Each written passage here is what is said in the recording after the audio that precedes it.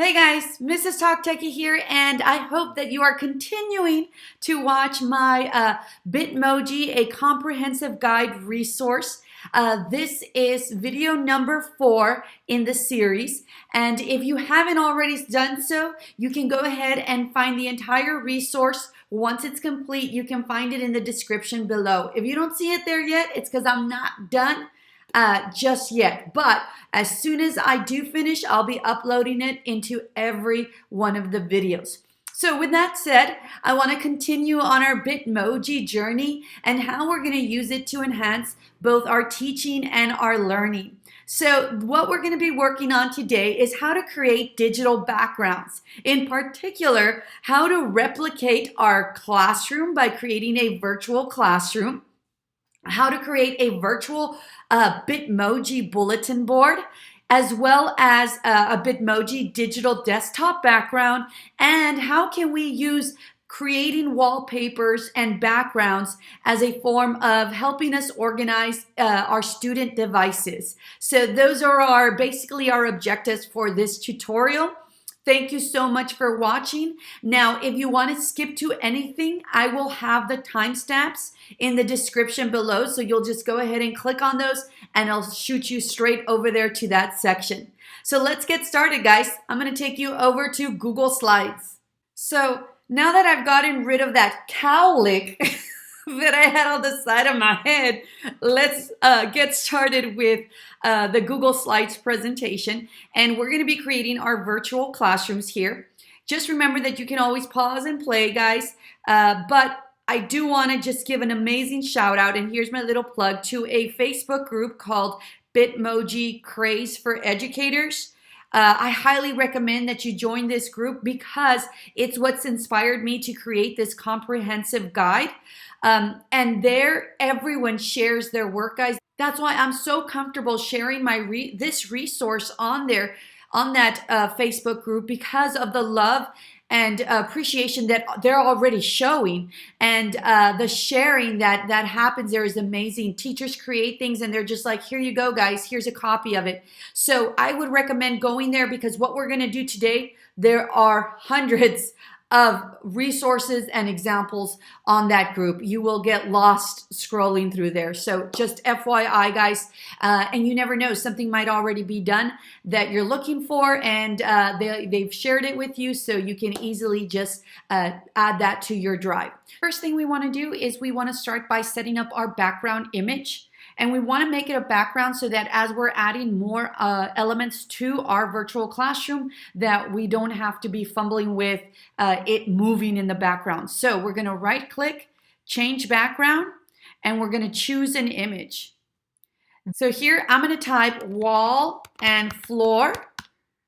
It's up to you. If you have something already in mind, like you want a brick background or something, then you type that out so that you're focused more on what you're looking for. For the sake of time, I'm not gonna go into this rabbit hole and keep searching, because believe me, before you know it, the details are going to get you. I'm gonna go ahead and click on this one, and I'm gonna click Insert and Done, and it's gonna set it up on my background. Now I can already start adding elements, and I don't have to worry about the background moving on me. I know I look different, guys, but my internet went out for a couple of days, so I apologize, but we're gonna move on. I'm gonna be adding elements to my virtual classroom, but I want you guys to know this. Every element is going to have a tip, a trick, a tool that's going to help you enhance your teaching and learning. So just keep that in mind. My classroom's not going to look beautiful. I know that you guys are going to do amazing, but for the sake of making sure that I cover as much as I can and give you as much as I can, just keep that in mind. Every time I'm adding a new element, there's something new to be learned. We just learned how to add the background to our slides presentation so that it doesn't move around anymore. These backgrounds could be worksheets. Okay, so if you save a worksheet from online, you can set it up as a background. The next thing is, now we're going to add an image from within Google Slides. I'm not going to go to Google. I'm going to go to Insert, Image, Search the web, and I'm going to get it right here. And I already have what I had been looking for. I looked for whiteboard. And what you can do is you can click on the whiteboard, and click on insert, or you can drag your items, your images over. Once you drag your image over, you can resize it, and it's always best if you want to constrain the proportions, so keep it proportional, to drag from the corners and not from the middle squares. The middle squares will mess up the proportions of the image. So just FYI, I'm going to drag it to kind of fit here, and I think that's perfect.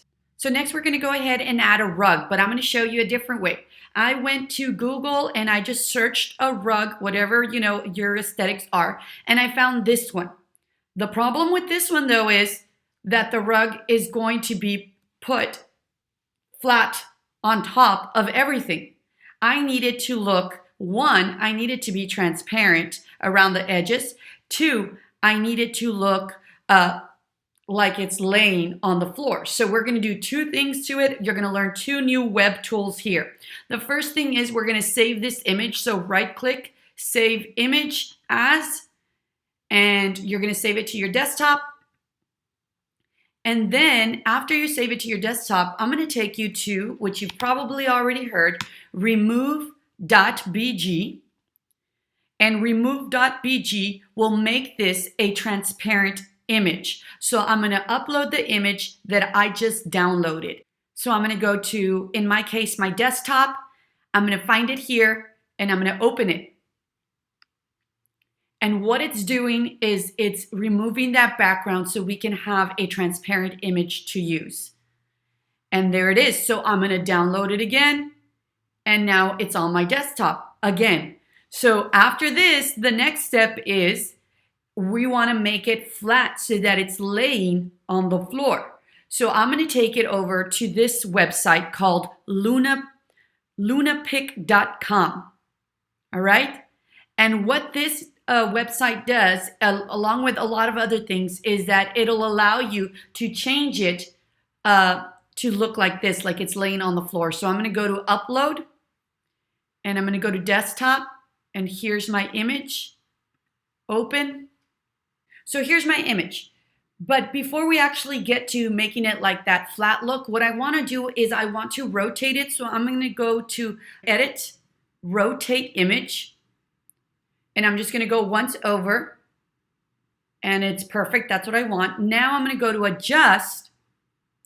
And I'm going to go to perspective. And what I've learned, that you want to make it look like a trapezoid so that it looks like it's flat. So I'm going to grab this, and maybe choosing chevron was not the best idea, but we live and we learn. And so I'm going to try to make it look like a trapezoid, and I'm going to click on apply. Once I click on apply, I know this doesn't look great, but bear with me. Once I click on apply, I'm going to go to file, save image. And it's going to ask me, how do I want to save this image? Because there's a bunch of different ways. We want it as a PNG. So that makes it a transparent image. I'm going to go back to my virtual classroom. I'm going to click insert image, and now we're going to upload it from our computer. Here it is. I'm going to go ahead and click on open. And now we're just going to adjust it and make it bigger. So now I want to add a sofa, because who doesn't want a sofa in their classroom, right? And I'm going to go to insert image, search the web. And I've already found my sofa. I'm going to drag it over. And here's a tip, guys. If you found the perfect sofa, right? But it's not the right color, I'm going to go to format options. And right here, I have recolor. So yes, the options might be a little limited, but at least you have an option. So I'm going to go ahead and click on this one. Perfect. Beautiful. Now, the other thing is, here's your second tip for this. How do I flip it? I want it to be on this side actually, but it doesn't look right. Within format options, just remember, guys, keep this in mind. The toolbar, the formatting options will be based on what you've selected. So if I'm on chalkboard, then it's first the chalkboard. So here we go. I'm going to go to size and rotation, and I'm going to flip. And now it's perfect. All right, so the next element I'm going to be adding is a anchor chart, but not just any anchor chart. I want my anchor charts to be the ones I use in my classroom. So I have made a YouTube tutorial on Poster My Wall. And so I'm going to take you there. This is Poster My Wall, and I actually have 2 tutorials on it. I'll add them to the description below. But what I love about them is you can create your own digital anchor charts. So I'm going to go to my stuff and find the ones that I've already created. And let's say I made one for English, and it's called SMIFA on Figurative Language. And I want this one to be in my virtual classroom. All I have to do, guys, is copy the image, go back, paste, and then just kind of resize it. And there we go. So now I have my actual digital anchor chart on my virtual classroom. After this, guys, if you do want to add some dimension to it, you can add a border to it. So let's say you want it to look white. A thicker line will make it look like a border, like a frame. And let's say let's go to Format Options, and let's add a drop shadow. And we can mess with the drop shadow, the transparency of it, and the angle and the distance. See, that's too much. There we go. So perfect. There it is. So there's my anchor chart. So what we're going to add next is on the top, you know how teachers, we have timelines. We have if you're in elementary, you have the alphabet. Perhaps you have the letters in cursive. I want to show you how we can be super efficient in creating that in our virtual classrooms. Now, I've already gone ahead and saved an image from online. So I'm going to insert image. It's on my desktop. So I'm going to bring it up.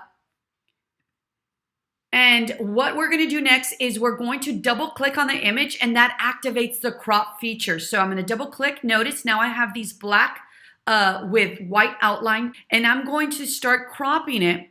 And I want the first 7 presidents of the United States. So here I can easily just do this. And now I have the first 7 presidents. And it looks all right, but I want it to look as if each president was put there individually. So this is what we're going to do next. We're going to double click, and we're going to crop only George Washington. And I'm going to make it bigger. And I know he's really pixelated, but in your case, you'd find an image that has more resolution. And now that I've selected it, I'm going to go up here, and this is to crop it. But if you go to the right of that, you can actually mask it. And mask means you can make it a certain shape. We can make it a circle. We can make it a star. But in my case, I want to make it a rounded rectangle. So I'm going to go ahead and click on this. And now it has that. I'm going to format it a little bit more. I'm going to go to Format Options, Drop Shadow. And I'm going to click on that. And I want the drop shadow to be a little more apparent, right? So I'm going to change the transparency, make it darker. Distance, angle, there we go, not so much distance, perfect. In addition to that, I'm going to add a border to it. I want the border to be white, so I think that's good, maybe a little dark, there we go, perfect.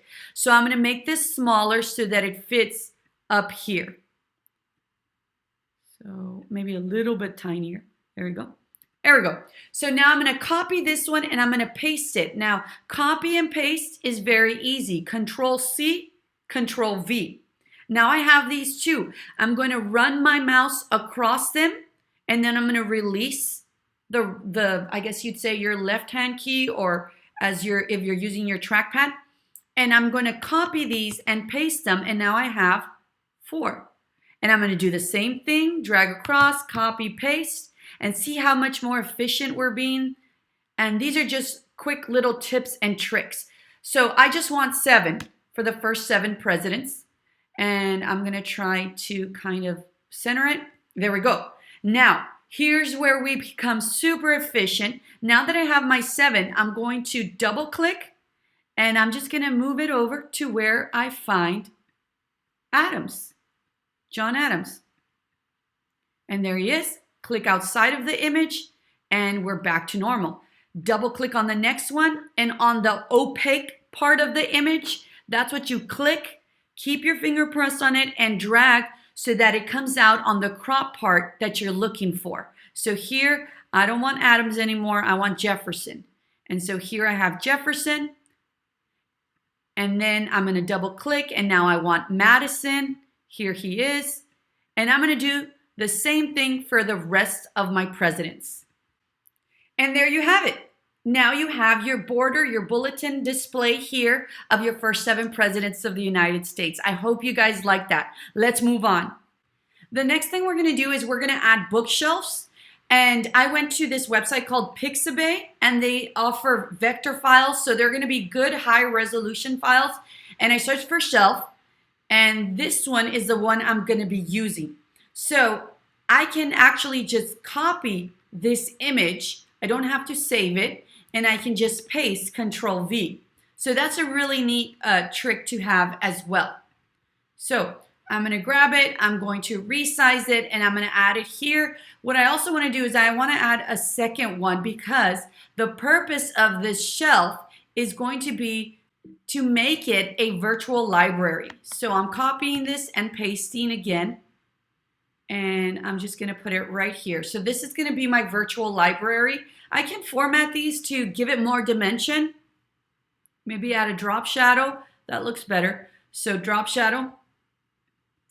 And then now I'm going to be adding books to it. So you go to Google, you find your books, you copy the image, you can paste it here, or you can download it, and then re-upload it. So now that I've added all the books on there, we need to be creative in the sense of what's the purpose of adding these books? Well, in my case, I'm going to make them a virtual library, because for that week, we're celebrating diversity. So all these books, I'm going to attach a link for the read aloud for these books, and they're all on different countries and how they celebrate their traditions there. Now, the next video I'll be creating will be all about hyperlinking your virtual classroom. So now that you've taken the time to create it, what can you do with it? How can you make it interactive with your kiddos?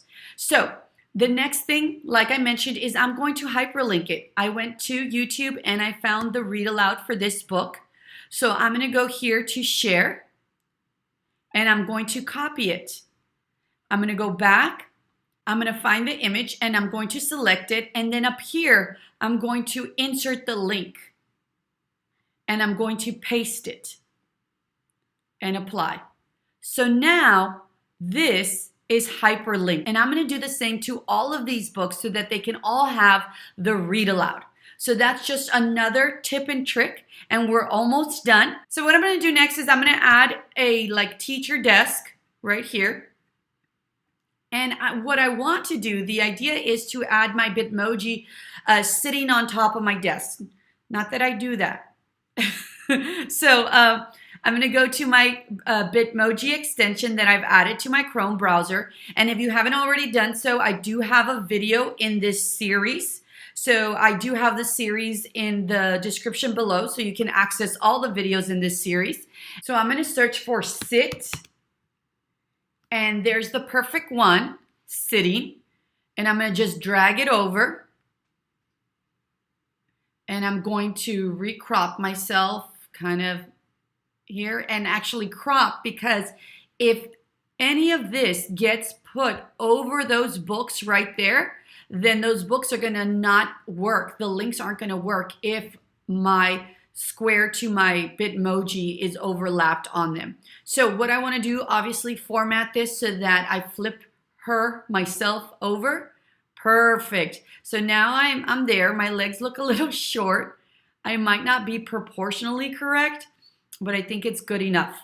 So the next thing I'm going to show you is just another trick and tip to help you out, a web tool, guys. If you go to Giphy.com, I do call it Giphy. If you're a Jiffy person, to each their own.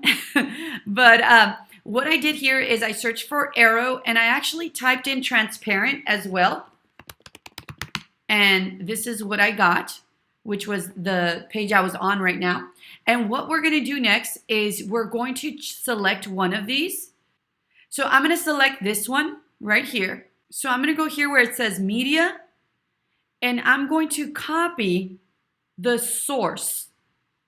And I'm going to go back and insert image by URL, and I'm going to paste it. And it's going to insert, and voila.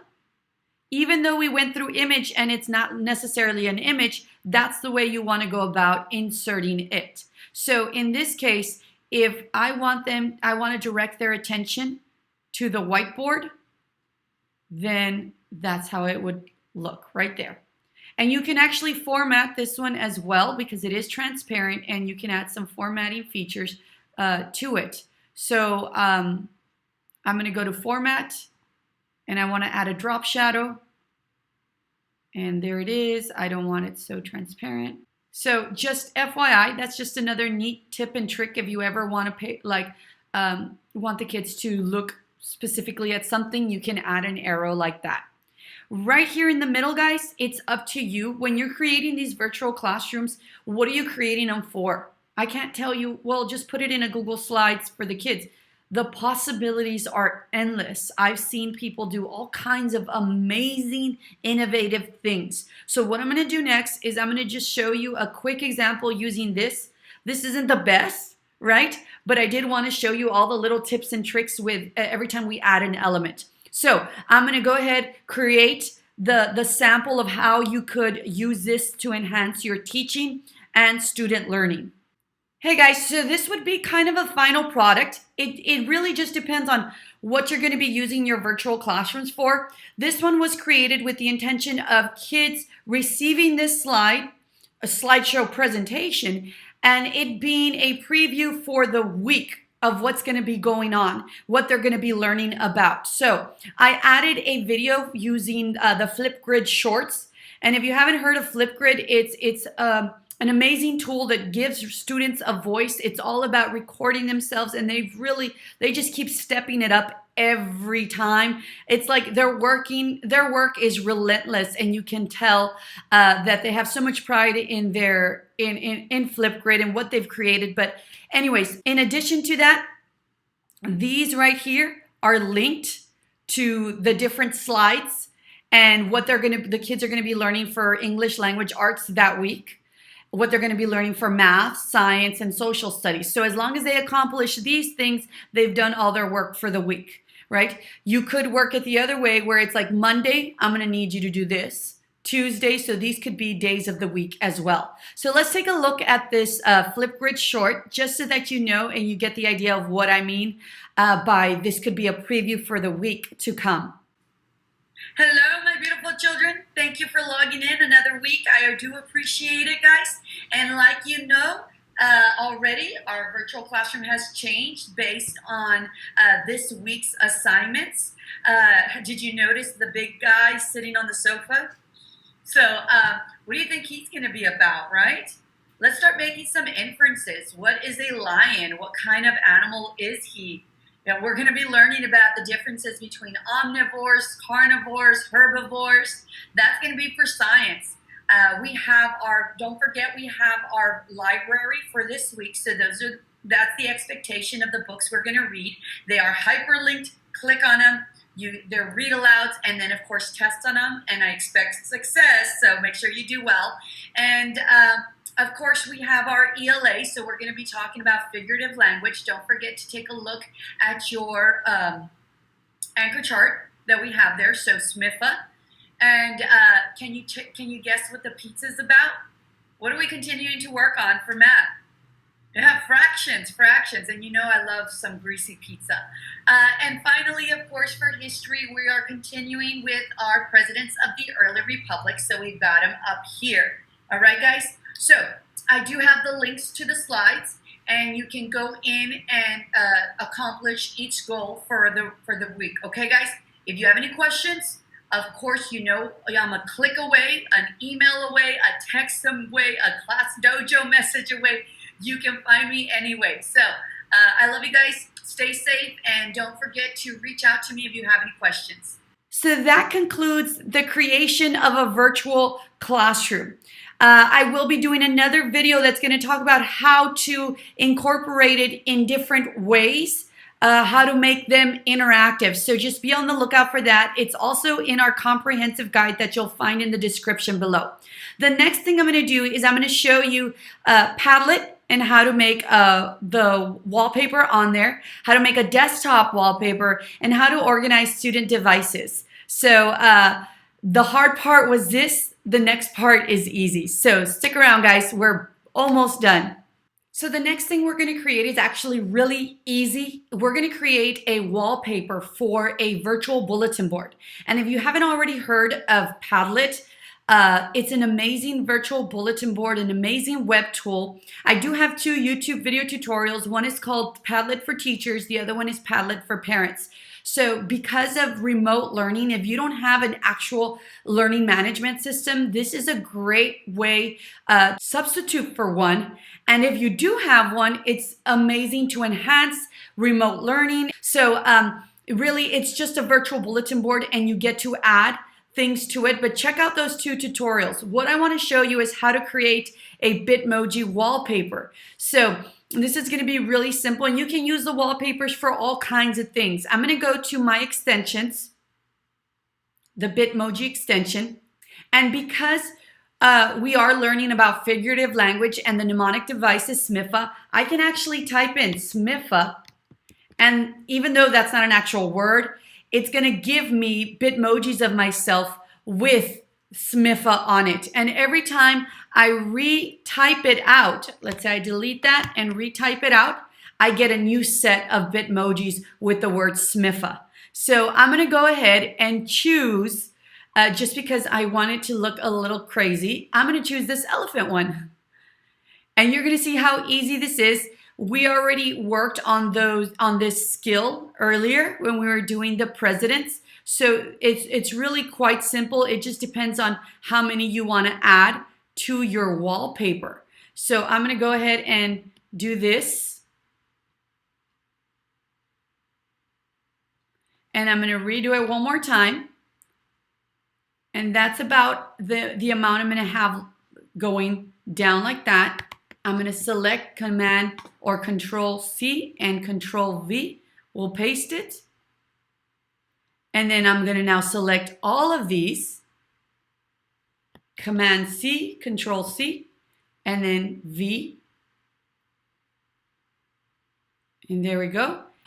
So what I'm going to do next is I'm going to take a screenshot of it. If you don't have the screenshot, you can do a snippet, or you can download this image. If you go to File, Download, and you can download it as a JPEG, the current slide, and now you have it as an image in your downloads. So I'm going to go to the Padlet that I have created, and here it is. And it normally gives you something in the background, and they're super cute. But I'm going to go to the settings, the little wheel gear, and I'm going to go right here to Wallpaper, and I'm going to change it, and I'm going to add my own, and I'm going to upload. I'm going to pick a file from my desktop, downloads. Here we go. And there it is, guys. Doesn't it look awesome? Really quick, easy, guys. And so when you're using this and you share it out, this is where you can add your post to it. On the bottom right-hand side, you have that pink plus sign button. So that was how to add a wallpaper to your Padlet using your Bitmoji. Now, the next thing that we can do is create a desktop organizer, a wallpaper. So for the month of June and July, which is considered summer, right? What I did right here is I said, you know what? I want to be at the beach the entire time, but probably can't. So with that said, I put my little Bitmoji there. I could actually, even if I wanted to, is change the attire so it's more beachy and things like that. You can go full force on it. It's all up to you. But I do have 2 main things that I work on. So I'm going to show you my desktop background right now. And this is my desktop. I love having my calendars available because I always need to be seen what day, how much time, because I do have a ton of deadlines. And so this is just another way that you can organize yourself and, of course, get Bitmoji crazy with it. Continue with the Bitmoji craze. And I use the regular widescreen on the Google Slide presentation.